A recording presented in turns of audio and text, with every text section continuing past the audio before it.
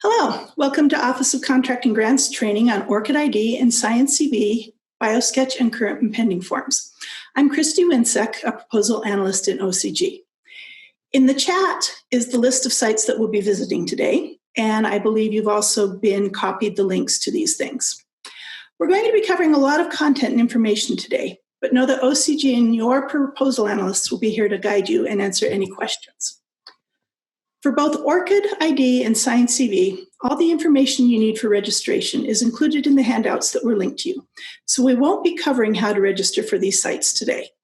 Even if you aren't an NIH, NSF-funded researcher, keep in mind that these two organizations tend to leave everyone else in requirements. It's a fairly safe bet that anything they are now requiring of our PIs, other federal sponsors will soon follow. So please understand that what we cover today will likely affect all of our researchers in the near future. ORCID ID is an open nonprofit registry of unique identifiers for researchers and is designed to unambiguously distinguish your research activities and outputs from those with similar names by providing each registered researcher with an individual identification number. Starting in 2020, National Institutes of Health, or NIH, requires that PIs be registered with ORCID and to include their ORCID ID in submissions as well as reports. Over the last few years, CU has had a push for PIs to register for ORCID. So a lot of our people already have an ID, but many haven't done anything to build the record. So we'll focus on that today, as well as how that build will aid in creating biosketches and sciENcvs. Please note that DRAs and proposal analysts will not need to have ORCID IDs, but should be registered for the NCBI system, which is where sciENcv is hosted. If you need to find either of the manuals that we're going over today, if you go to our training user guides on the OCG site, they're at the very bottom of the page. To find out if you've already got an ORCID ID, access the CU Expert site. We're going to look for this PI.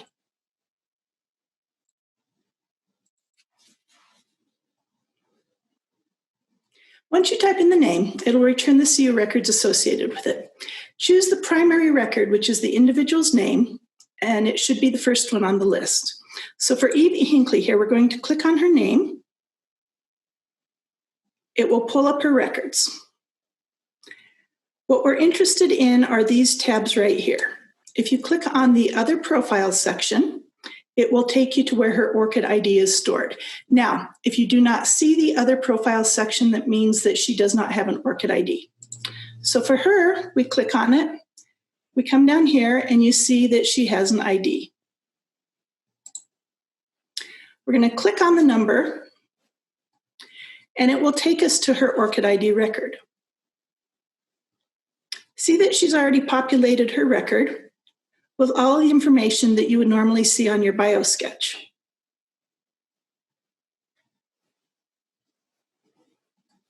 If you click on that ORCID ID and it takes you to a record that doesn't have anything in it, it can mean one of two things. Either the PI has not populated their record, or they have populated it, but they haven't set the information to public. Let's take a look for another person here. This time we're going to look for Ted. And because I don't know if he would be in here as Ted or Teddy or Theodore, I just typed in T. We search for him. And you'll see that up here where the names would be of the people who have records and CU experts, we do not have a Ted or a Theodore DeMaria. This could mean he's either new to campus and doesn't yet have a profile, or that the position he holds on campus does not fall into faculty or researcher. As an aside, when I contacted the first PI to ask her permission to use this record in training, she said to make sure to mention to you guys that while it took a little bit of time to get all the information in after she attended an earlier workshop, now that it's set up, the time was really well spent. So I hope you keep that in mind. So we're going to look at building your ORCID record now. We're going to be using my record to do this. So once you go through the registration process that's in the manual we sent out and log in, it will look like this. So the first thing we're going to want to do is populate the record. The first 4 sections of ORCID are very straightforward. You click on the Add button, and you type in the information on this screen that pops up. It's important that you set each of the records' visibility to either trusted, which will allow other organizations such as NSF, NIH, and sciENcv to see it, or to everyone. If you don't do this, then the records won't talk to each other, and you won't be able to import the information you entered here to the other site's forms. You will fill out the employment, the education, the invited positions, and the membership and services section this way. For the employment section, once you get all of your records entered, you're going to want to sort it so that it has your most recent active record first. Likewise, for education and qualifications, you want to sort this in chronological order. This way, when you import the information into sciENcv, it will be in the correct order. For the funding section down here, you can either manually enter the information like you did with the other sections, or you can import the information. To import, you're going to hit search and link, go to the dimensions wizard, and enter your name.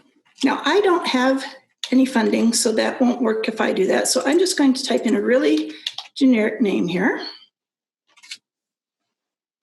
Do a search.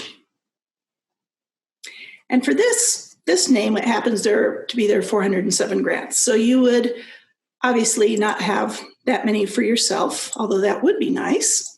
You're going to click on the ones you want added. And then you scroll to the bottom and click on Next. Now, I'm not going to go through this step because it would then import this man's work into my record, and I don't want to do that. However, you'll just follow some very straightforward instructions with that. Likewise, with the work section, you can add your publications. There are a lot of different options here. I have heard that the Add DOI does work well. I can give you a demonstration of that. Okay, so this just brought in all the information that is associated with that. You will again set visibility to either trusted or everyone and add to the list. Again, since that one isn't mine, I'm not going to do it. Once you have all of your information entered and sorted to your satisfaction, you're done with ORCID for now. But remember to keep the record updated so that the information will feed into your biosketch information on sciENcv. Does anybody have any questions about ORCID?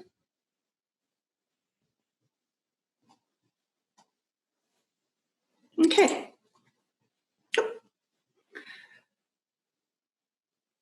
Okay, so we do have one question. She asks if there is a way to add all of those pubs at once. The answer to that is yes, mostly. Oh, actually, I'm sorry. With pubs, I was thinking funding. I'm not sure, unfortunately. You can play with these other things. PubMed is something that people who have NIH grants use quite a bit. You can import BibTeX, which might allow you to do that.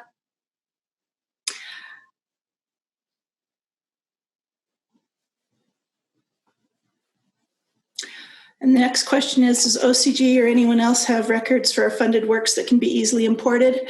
That is something that is on the CU experts page. I don't know how importable all this is, though.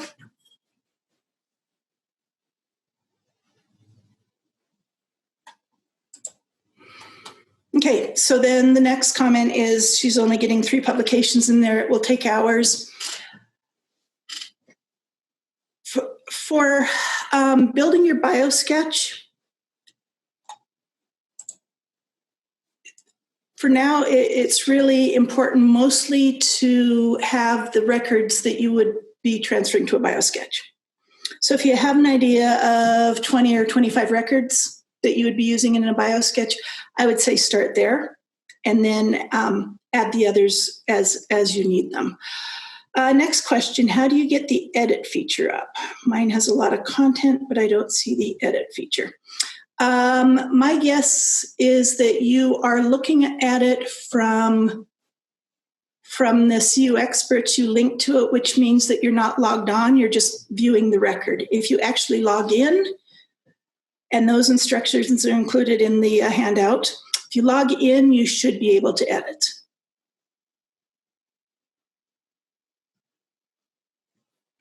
Okay, does that take care of ORCID? Okay. So sciENcv is under my NCBI, and as I said earlier, it is hosted by NIH. Once you get registered for this site, the first thing you're going to want to do is click on your name up here.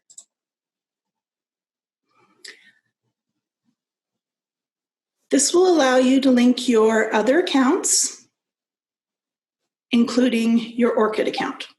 And this is how sciENcv is going to read your ORCID. I also find it's very handy to link the University of Colorado, because that way in the future you can just use your identity key to log on. You don't have to worry about your NCBI logon.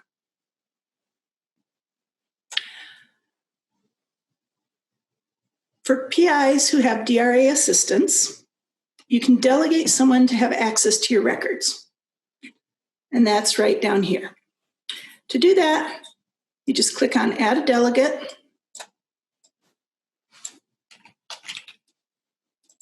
Type in their email address and send them an invitation. You'll see down here that we're awaiting confirmation. What will happen is Travis here will get an email from my sciENcv asking him to confirm. In order for this to work, he does have to have an account. Lori here has already confirmed, and that's what it looks like once it's confirmed.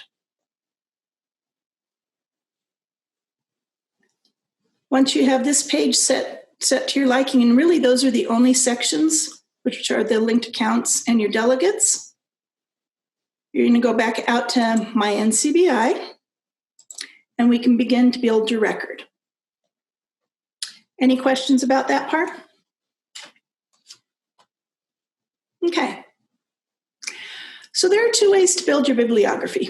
First and easiest is if you've linked your populated ORCID account. If you haven't done this, then information will need to be manually entered into the My Bibliography section, right here. You'll go into Manage My Bibliography,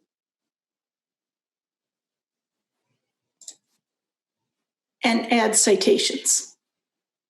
So again, PubMed, that's mostly for NIH-funded projects. You can do it manually, which looks like this, which, as was pointed out earlier, is a time-consuming thing.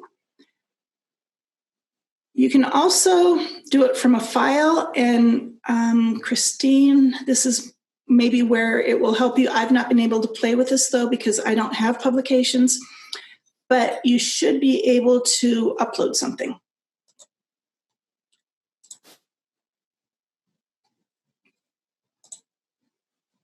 So publications that are added either through this way or imported from ORCID have these compliance boxes over here on the right. If you aren't doing NIH work, you don't need to worry about these compliance boxes. If you are somebody who is doing NIH work and the project is NIH funded, that created the product, then you need to go in, click on Edit Status, and complete the box. Okay, so that's how you manually enter the information.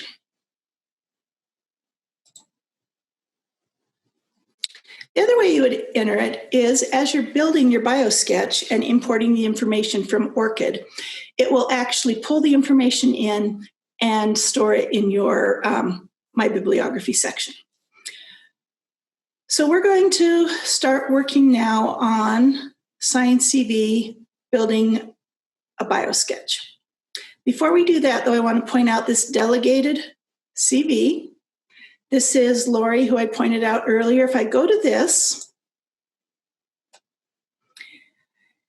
and this was a mutual thing. I gave her access to my account. She gave me access to hers. So this is saying that she has access to my account. And these are the records that she has access to.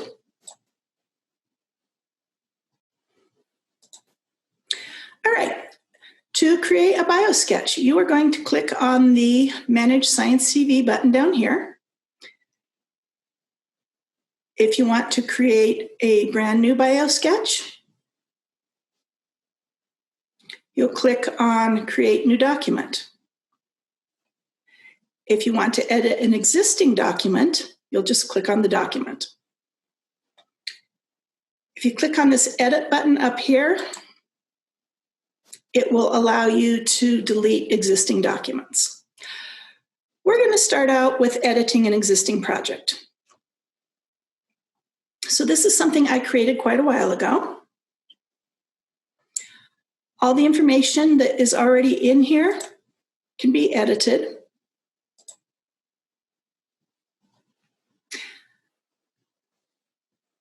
In this document, it doesn't matter if you have your information set to private or public, just because we don't move the information directly from here into NSF or NIH. We actually have to download it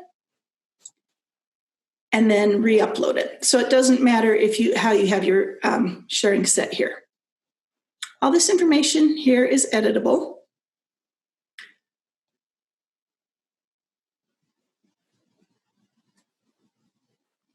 When you get down to your products section, you're going to select citations. If the ones that are there you don't want, you just simply unclick them. If you want to add citations, you click on them and then you save them. If you've updated your ORCID since the last time you were in this document,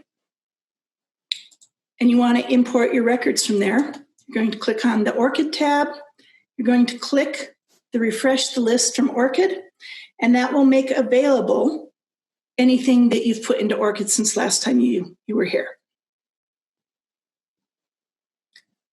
Same routine for your other 5 products. Again, you're just going to click on what you want and save it. Finally, your synergistic activities, this is manually entered. So you're going to type the information in. This is not a formatted section. If you want formatting, it's got very rudimentary information that you can use to create formatting within the document. To find that, you click on the green triangle right here. We have a question that said, I may have missed this. Is sciENcv required for those not in the biosciences? The answer is, if you are submitting to NSF starting June 1st, yes, it is. The next question, is the system smart enough to know you can only select 5 products? Yes, it is, which is kind of nice. So if I had more products that I could try to import, once I clicked on the 6th product, it would give me an error message. Next question, can you clarify whether we need to do both these things? Or if we only do ORCID, is that sufficient for putting together the properly formatted CV and current and pending? Unfortunately, that question is backwards. sciENcv has to be used starting June 1st of this year. ORCID is not required, although NIH requires researchers to have an ORCID ID. It probably won't be long before other federal sponsors are requiring it as well. we recommend that you do the ORCID bit because it allows you to easily populate the information in sciENcv, and it is updatable. sciENcv is required. And the comment about I see NIH in the name, yes, it's hosted here, but it is, as you can see, if we go back out here to create a new document, you'll see that it has either NIH or NSF options, and NSF requires it. Once you have your biosketch looking the way you need it to, you're going to download the PDF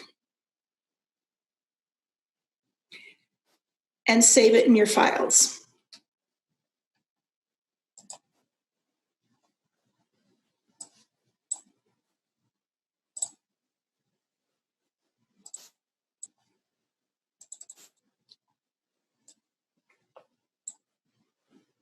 Okay, this is what the finished product looks like. Notice up here there is a signature panel. If that signature panel isn't there, NSF won't allow it to be uploaded. This also means that if you were to download it and edit it offline, the signature panel would be invalidated. And again, you can't upload it to NSF sites. So this is what they're looking for, and this is how they're telling that you're using the valid format. And getting back to the other question of, do we have to do this? We do. Any questions on what we did there? Okay, I'm going to show you how to start one from scratch.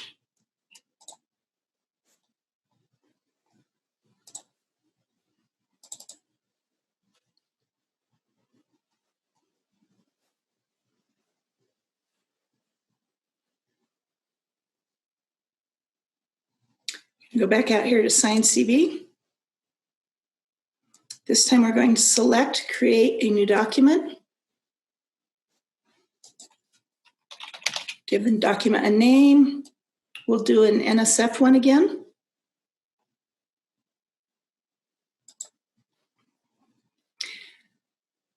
You'll see here we can start with a blank document. If we start with a blank document, that means you have to manually type in everything except for importing your products. We can start with an existing document, or we can start with an external source. We're going to do external source. However, I do want to say that if you were to choose existing document, you can choose across formats. So let's say I was actually starting with an NIH existing document and pulling the information into an NSF product. It will only pull the things that I need for NSF. So for instance, things like the personal statement that is required for NIH will not be imported into the NSF. We, however, are going to go ahead and start with ORCID, and we're going to create the document.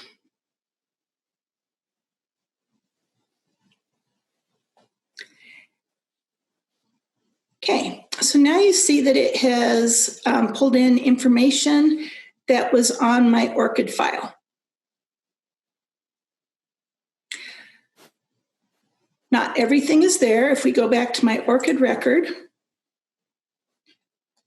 I had some stuff that I had borrowed from other PIs, and I left those set to private because I really don't want that stuff being pulled into my records and accidentally becoming a public thing. So some of my stuff I have left set to private, so it only pulled in the things that are public.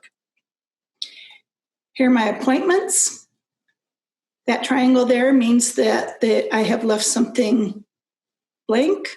So to fix that, all I would do is go into Edit Entries and edit the one that has the error. For products, you'll see that I have nothing because this is a brand new record. So I can select what I want. So I'm taking one from my ORCID record, one from my bibliography record. I'm going to click on Save, and you'll see that those have both now been added. Likewise with my 5 others, I'm going to click on that one, and you'll see it's telling me that I've already selected it. So this is, again, another way that they keep you from making mistakes. Not only will it not allow you to put in more than 5, but if you try to put the same one into multiple sections, it will stop you.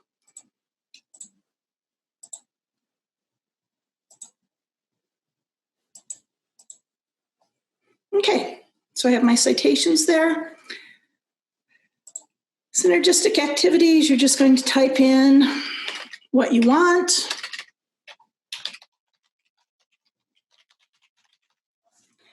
You can format it. Again, you click on the green triangle to find out your formatting options. Then you save it.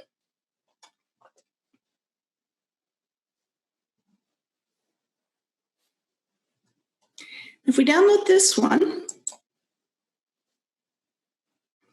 you'll see it will look a lot like the one we just did. However,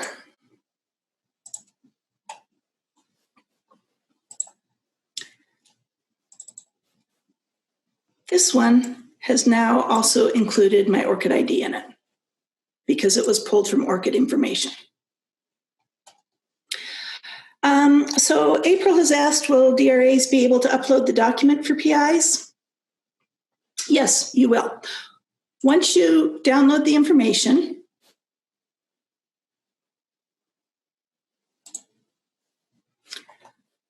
you will save it to your files, and as long as you don't edit it once it's downloaded, but you just go and upload it to Fastlane or research.gov, then those signature panels will stay intact and it can be uploaded.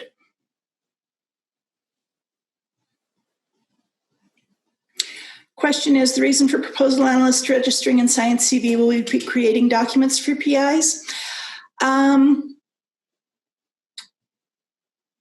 Short answer to that, Steve, is hopefully not. Hopefully either the PIs will be doing that, or if the PIs have a DRA, they will be doing that.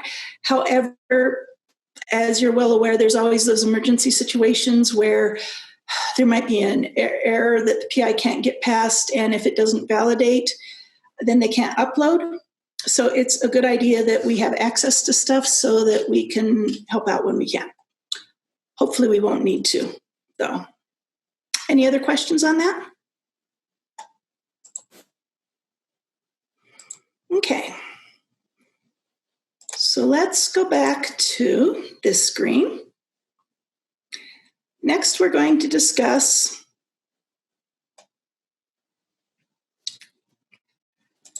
current and pendings. And there's a comment that PIs will need to be granted access to the PI's record in addition to having an account.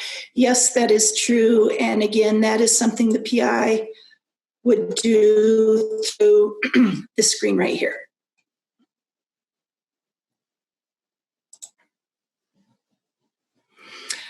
All right. So for current and pending, and again, this is also being required to be done through sciENcv for NSF. Before we start on the current and pending section, I would like to say that OCG continues to encourage PIs to use the master current and pending support template that can be found on our website. And that is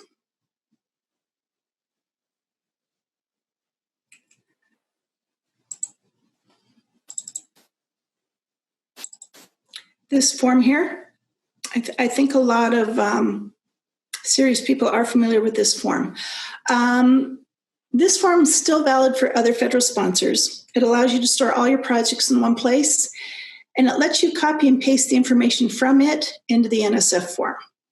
Additionally, with the explicit instructions on this form, it gives you the opportunity to think about all aspects of your funding that will need to be included in the NSF forms, and it's easy to share with your DRAs if they're completing the NSF forms for you. So we do encourage that as much as possible.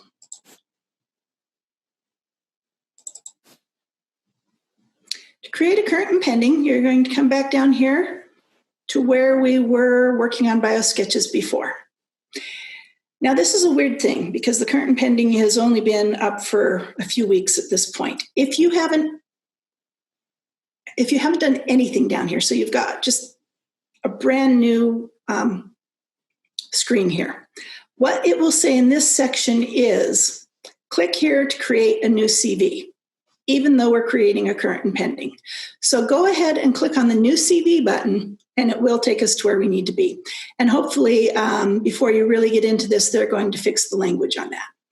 So we're going to go back to Manage sciENcv.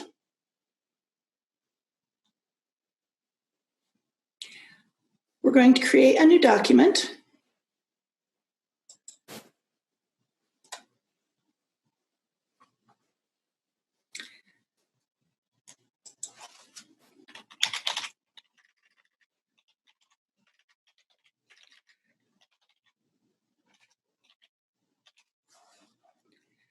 This time, there's only one option for current and pending. You're going to select that.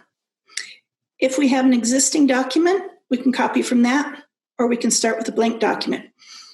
Frankly, once you have an existing document, I'm not sure why you would start with a blank document, because all you're really going to be doing is updating the existing document. So let's go ahead and copy the existing document that I have. We're going to create it.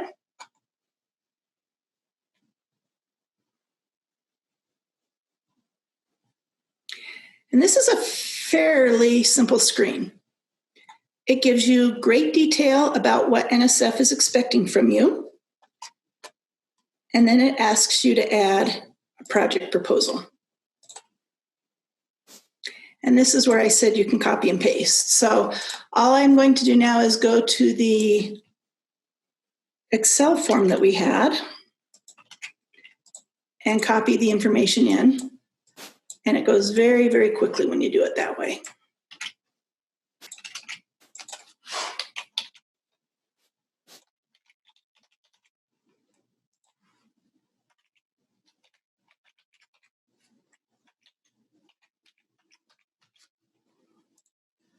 Award amount.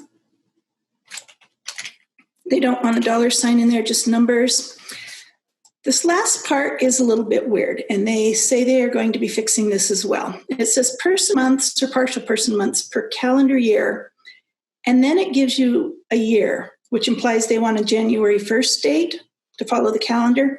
This is not what they want. So if your project starts in June of 2020, your first year is actually 2020.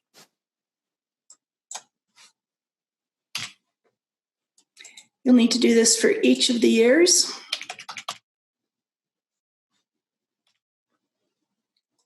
Until this was a 5-year project.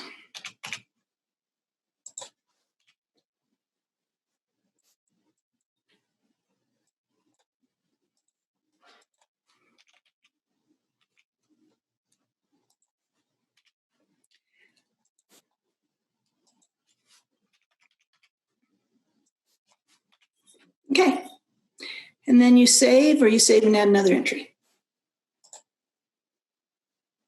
So if we save that,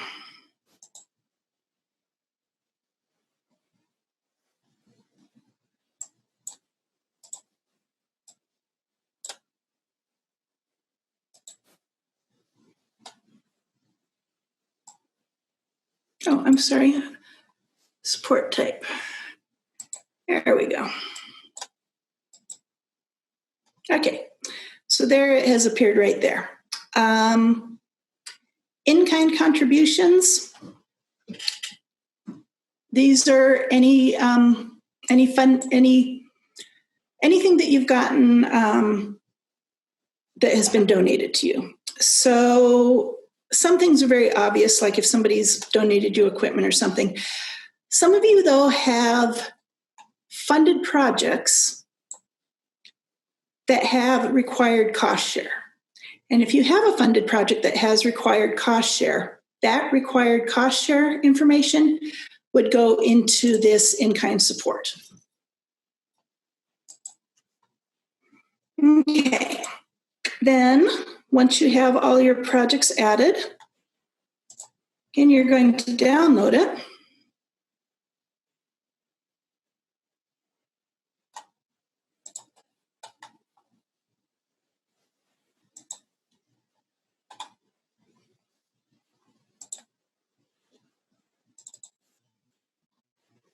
And this is what your finished product looks like.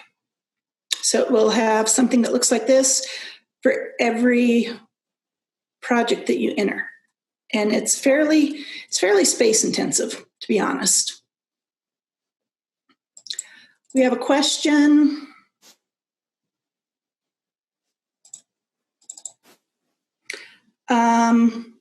First one, the new current and pending fillable form, the Excel master form populating into this new format.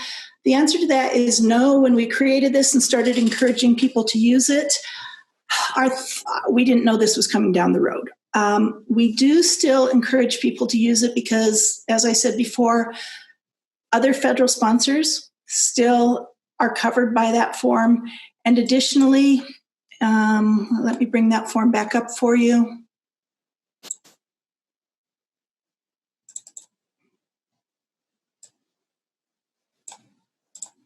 Okay, additionally, the form has in fairly explicit detail everything that you need to be including that the federal government has said they would like to see.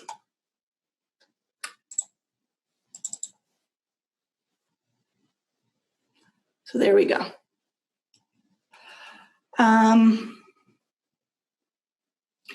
Next question is, am I understanding correctly that we'll need to repopulate this form with all projects for every proposal we submit?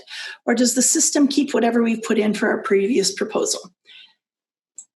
Happily, the answer to that is the system keeps it. So if we go back out here to sciENcv, you'll see that my test one that I ran last week is there, and the one that I just created is there. If we click on this one, remember that we can edit anything. So if this pending project is now funded for $85 million, which would be wildly exciting, we would just come in here, click on current instead of pending, and save it. And now you see that it's current, and then you would of course add the current project that you're working on as a pending, and then anything else you've done since the last time you created your current and pending. Other questions?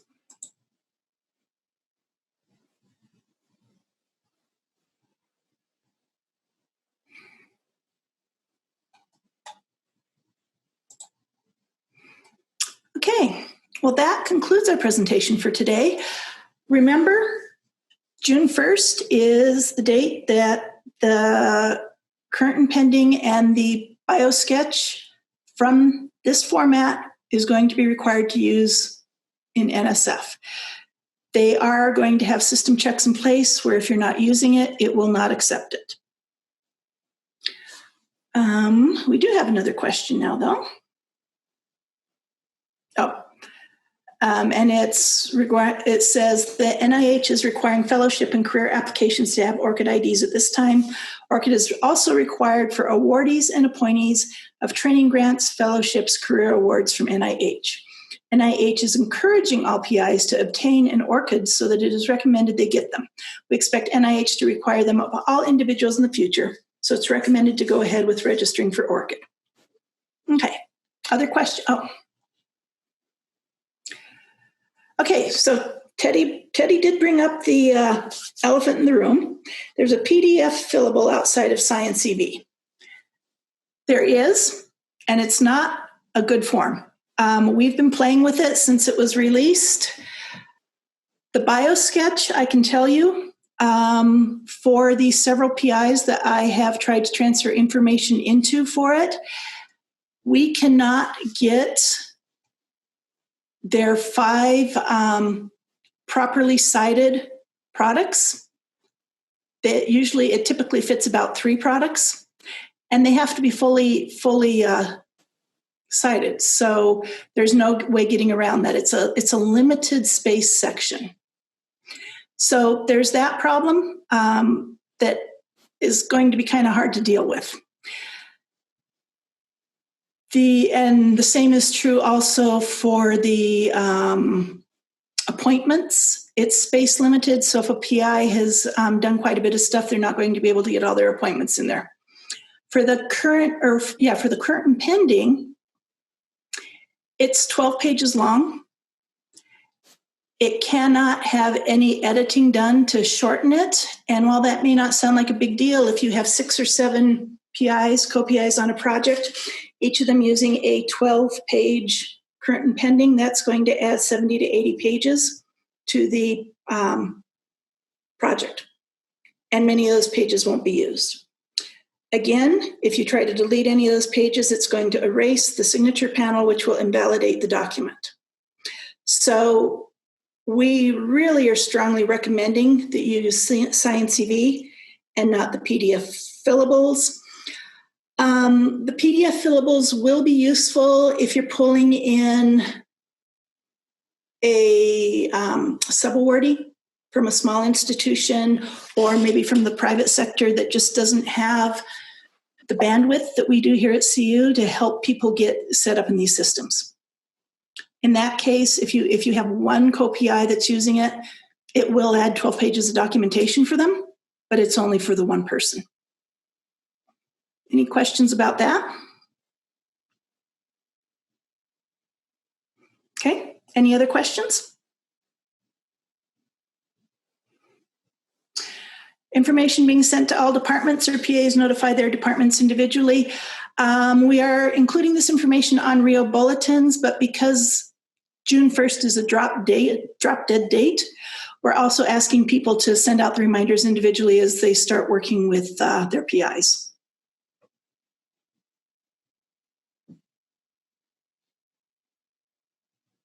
Anything else? Okay, well, if you think of anything, again, I'm Christy Winsek. I am in the OCG directory. You are welcome to send me an email, and I will, if I don't know the answer offhand, I will do some research for you. Thank you, everybody.